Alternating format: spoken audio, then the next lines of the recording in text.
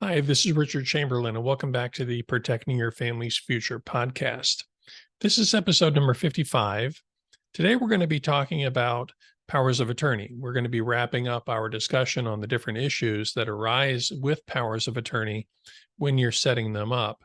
A couple of weeks ago, we looked at should your power of attorney be immediate or springing?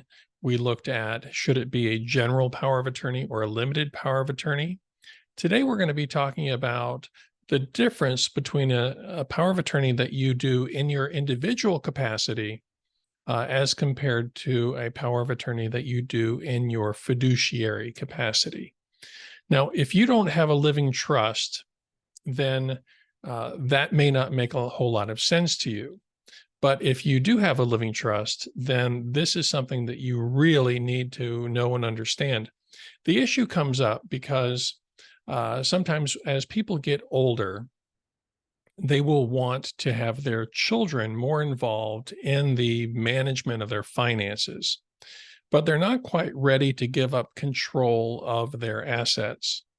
So if you have a living trust, things like your bank accounts and your investment accounts are in your trust and they're controlled by your trustee. Your individually owned assets, those would be things like your retirement accounts. Those can be handled by someone for you with a power of attorney, one that you sign in your individual capacity. So that gives your agent under that power of attorney the ability to do things for you personally. But if you have bank accounts, investment accounts, vehicles, any assets in your living trust, then the trustee of the trust has the authority to manage those things. You as an individual don't have the power to do things. You as a trustee have a power to do things.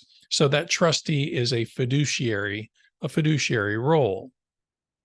If you want to give someone the ability to manage those things for you, those assets that are owned in that trust, you really have two options.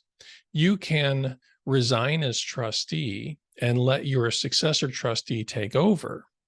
Or if you are incapacitated, then you could be removed as trustee and the successor trustee would take over.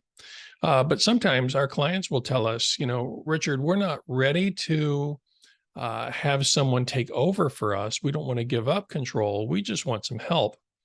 And so in those situations, we will have our clients execute a fiduciary power of attorney. And that is a power of attorney that they're signing in their capacity as trustee, giving authority to someone to act for them in their trustee capacity. So if a bank account is owned in the trust, that person would have the ability to do what the trustee could do, which is manage the bank accounts. Same thing with investment accounts or vehicles or anything like that. So, you can see that as we go into the details on what it is we're trying to accomplish, the questions that we ask, how is that owned? Is it owned in a trust or is it not? Is it owned by an individual? If so, does it have beneficiaries? All the questions that we ask really have a significant bearing on the tools that we use to accomplish the solutions that you're looking for.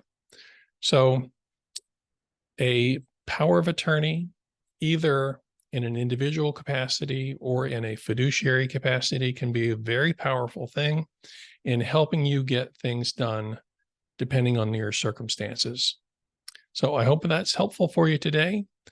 Join us next week. We'll continue our discussion. We will be talking about making updates to your estate plan and how that's important. So look forward to seeing you then. Thanks.